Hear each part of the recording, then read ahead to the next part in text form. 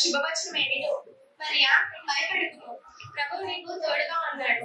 నీవు గర్భవతివై ఒక కుమారుని కని ఆయనకు యేసు అని పేరు పెడతావు. ఆయన సర్వోన్నతుని కుమారుడు అనబడు. ఆయన పెద్దవాడై ప్రభువైన దేవుడు దావీదు సింహాసనంలో దావీదు వంశస్థులను యుగయుగములు వేయును. నేను పురుషుని ఎరగను దాన్ని ఎలా జరుగును? పరిశుద్ధాత్మ నీ మీదికి వచ్చును, సర్వోన్నతుని శక్తి నేను కమ్ముకొను. కాబట్టి పుట్టబోయే శిశువు సర్వోన్నతుని శక్తితో పెద్దవాడే ఉండును. అంతేకాకుండా దేవుడు చెప్పిన ఏ మాట ఆయనను నిలకడము కాలేదు. ఇదిగో ప్రభువు దాసురాలు, నీ మాట చెప్పున జరగడం కాక.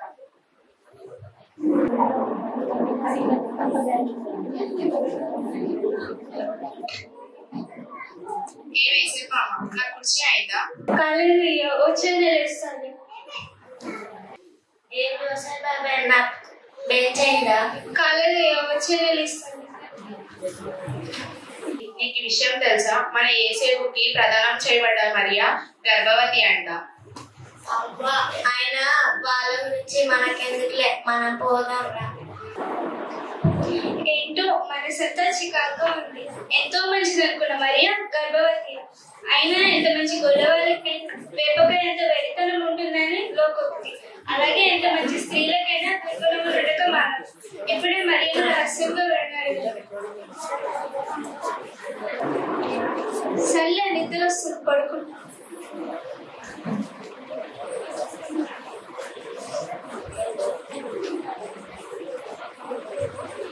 దావీదు కుమారుడు అయిన యోసేపు, నీ భార్య అయిన మరియను చేర్చుకున్నటకు భయపడుకును. ఆమె గర్భము ధరించినది, అది పరిశుద్ధాత్మ వలన కలిగినది. తన ప్రజలను వారి పాపం నుండి రక్షించును కనుక ఆయనకి యేసు అని పేరు పెట్టుదువు.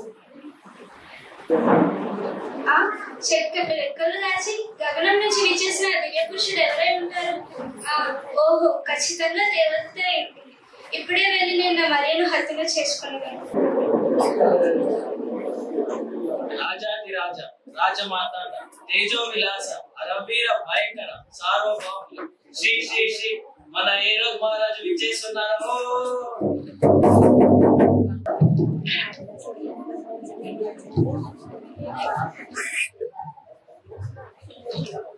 మహామంత్రి మహారాజా, మన సువిశాల సామ్రాజ్య బంధు ప్రజలందరూ క్షేమమేనా? క్షేమంగానే ఉన్నారు ప్రభు. అందరూ మీ పరిపాలనలో సర్వ సంతోషాలతో వర్తిస్తున్నారు ప్రభు. అయితే ప్రభు, మనం జనాభా లెక్కలు వేయవలసిన సమయం ఆసన్నమైనది.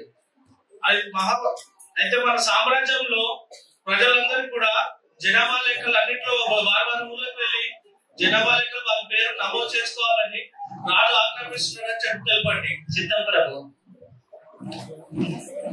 ఈ రోజుకి ఈ సభ చాలింపు. అలాగే చిత్తం ప్రభు.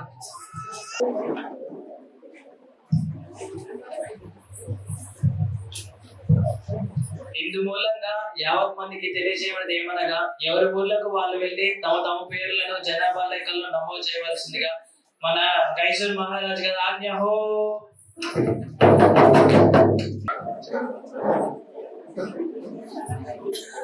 మరి ఆ బిడ్డ కదా మనం ఇప్పుడే బెత్లెహేముకి వెళ్ళి మన పేర్లు నమోదు చేసుకున్నాం.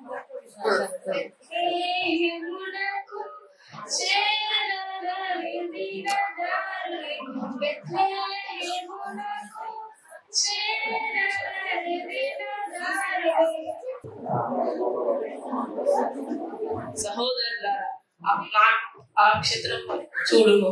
ఆ నక్షత్రం ఎంత ప్రకాశవంతంగా వెలుగుతున్నదో. అవును సహోదరులారా, ఆ నక్షత్రాన్ని చూసినచో మన కులకు లోక నక్షత్రం పుట్టి ఉన్నారనిపిస్తుంది. అయితే ఆలస్యం ఎందుకు? మన దేశపు రాజైన హేరోదు రాజు వద్దకు వెళ్ళినచో మన సందేశం తీరిపోవాలి కదా. అందాల దారాలు నిచ్చేనా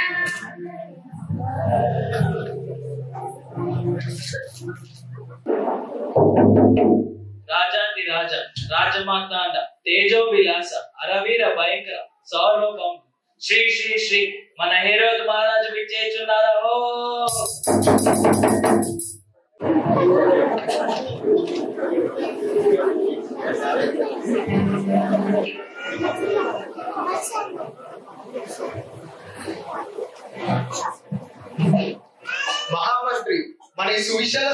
దేశమందు ప్రజలు క్షేమమా? క్షేమంగానే ఉన్నారు ప్రభు. అందరూ తమరి సమక్షంలో సుఖ సంతోషాలతో వర్ధిస్తున్నారు.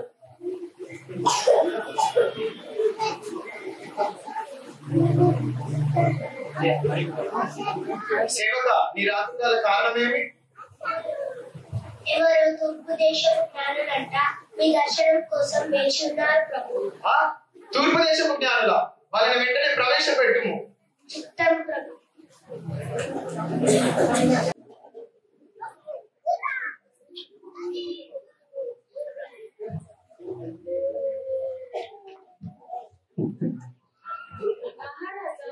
తూర్పు దేశపు జ్ఞానులం ఆకాశంలో ఒక కనీతిని ఎరగని వింతన్న తారను గురించి తెలుసుకోవడానికి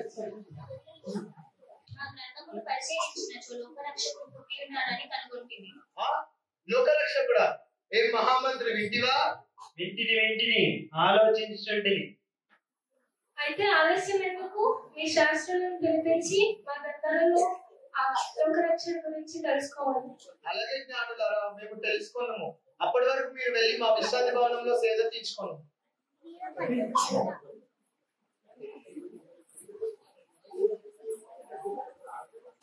ఎవరక్కడ?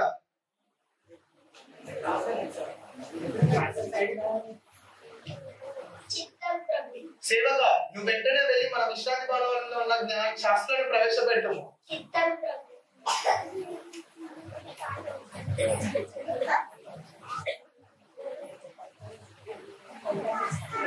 మహారాజు ప్రభు మీకు తోడై ఉన్నారు. శాస్త్రులారా, మీ గ్రంథాలను పరిశీలించి నిజంగానే లోకరక్షకుడు పుట్టి ఉన్నాడు అని మాకు తెలుపుడి.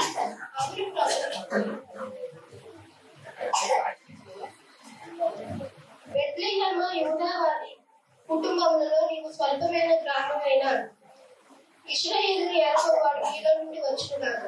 నిజమే ప్రభు పుట్టాడు. అలాగే శాస్త్రులారా, ఎవరక్కడ?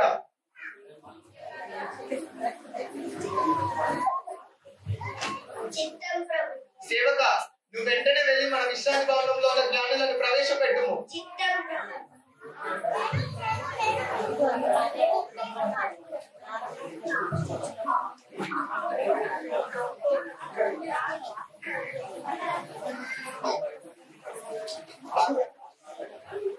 మహారాజా వందనం. ప్రభు మీకు తోడై ఉన్నాడు. జ్ఞానులారా, మా గ్రంథాలను పరిశీలించి నిజంగానే లోకరక్షకుడు పుట్టి ఉన్నాడని మేము కనుగొంటివి. మీరు వెళ్ళి మాకు తెలుపుడి. అలాగే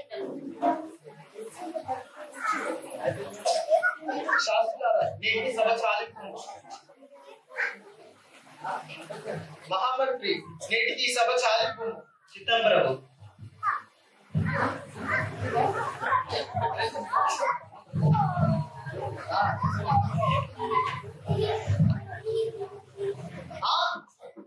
యూదులకు రాజు నేనుండగా మరొక రాజా? ఇది నాకు ఎంతటి అవమానం! ఇది నేను సహించాను. ఈ క్షణమే ఆ బాలుని ఖండాలలో నరికి భూమి మీద వెదజల్లినచో అప్పుడు కానీ నా కోపము చల్లారదు. ఎవరక్కడ? సేవగా, నువ్వు వెంటనే వెళ్ళి 2 సంవత్సరంలోని బాలుని వధించి రమ్ము.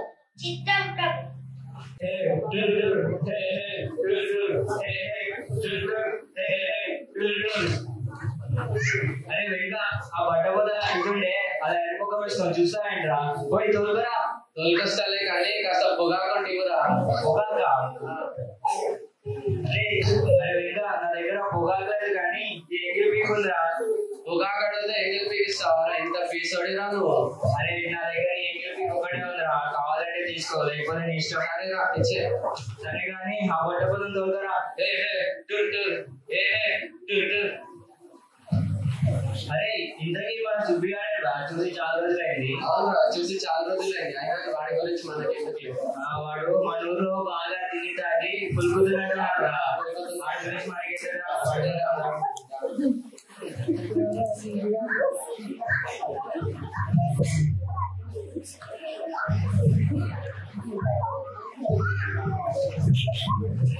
అరే వెంక, అది వచ్చి ఎక్కడ సచ్చారా? అరే వెంక, ఇక్కడ సచ్చారా? మీ దుంపలు అడుగంతా పుల్లులు సింహాలు తోడేళ్లతో నిండుంటే మీరు ఇక్కడ సొల్లు కాచుకొని నిద్రపోతారా? లేదురా లేని.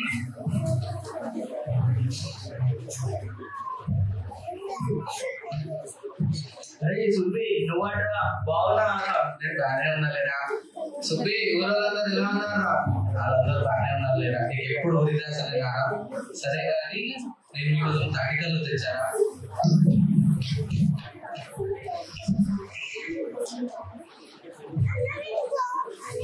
అరే సుబ్బి నువ్వు తెచ్చిన ఆర్టికల్ చాలా నిషాగా ఉందా? అవునరా. అయితే జాగ్రత్త మనం చలిబండ వేసుకొని కాచుకున్నాం రా. సరేరా.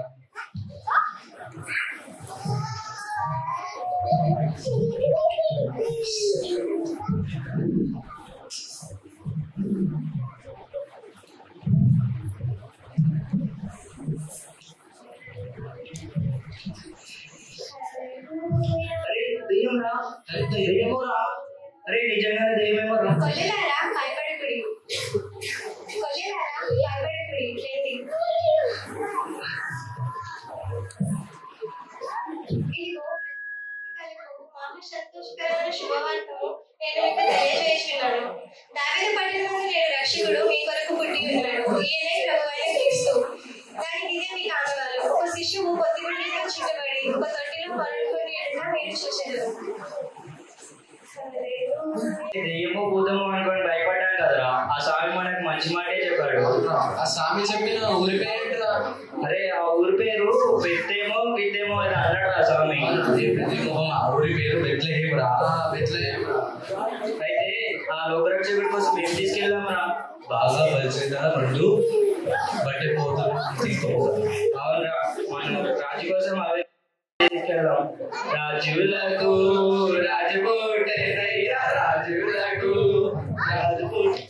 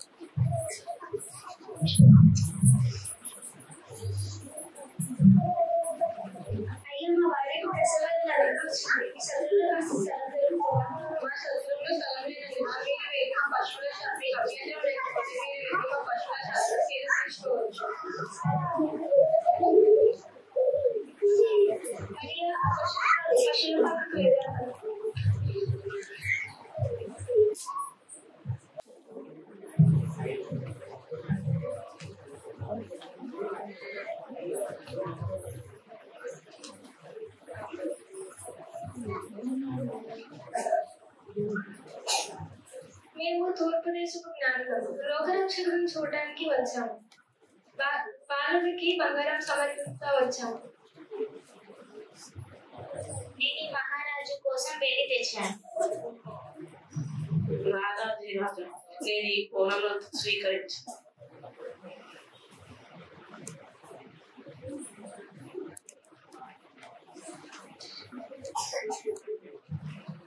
రాజులకు రాజుపోటేనయ్యా, రాజులకు రాజుపోటేనయ్యా.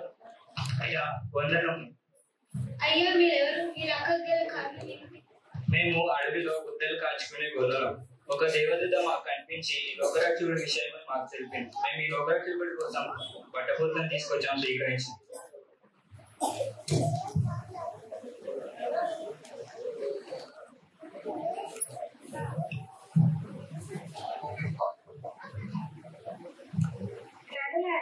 మీ స్వదేశానికి వేరొక దారిలో వెళ్ళండి. ఎందుకంటే వేరొక రాజు కష్టంతో ఈ బాలుడిని సంహరించాలని దురాలోచనతో ఉన్నాడు.